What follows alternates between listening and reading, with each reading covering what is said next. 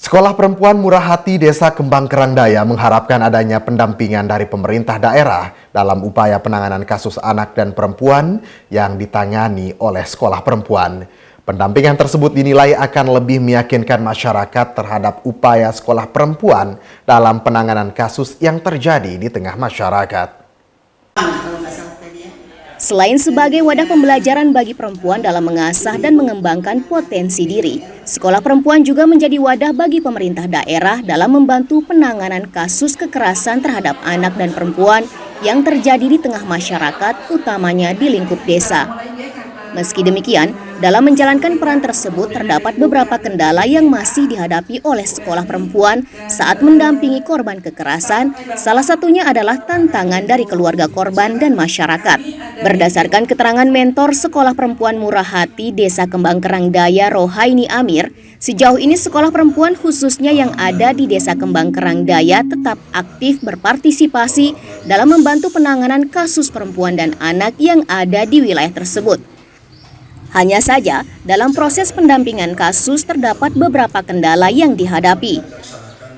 Contohnya dalam penanganan kasus pernikahan anak, seringkali ditemukan terdapat keluarga ataupun masyarakat yang menolak anaknya untuk dibela dengan berbagai alasan. Melihat permasalahan tersebut, dinilai dibutuhkan pendamping yang lebih kuat untuk ikut mendampingi.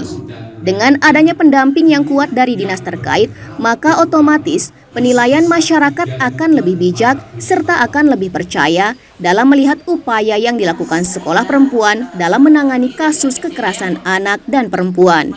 Kami di sini di ranah yang paling bawah ya, di ranah yang paling ujung lah gitu. Kenapa kami membutuhkan pendampingan? Karena kami sebagai idokom di sini belum cukup karena kami minim pengetahuan.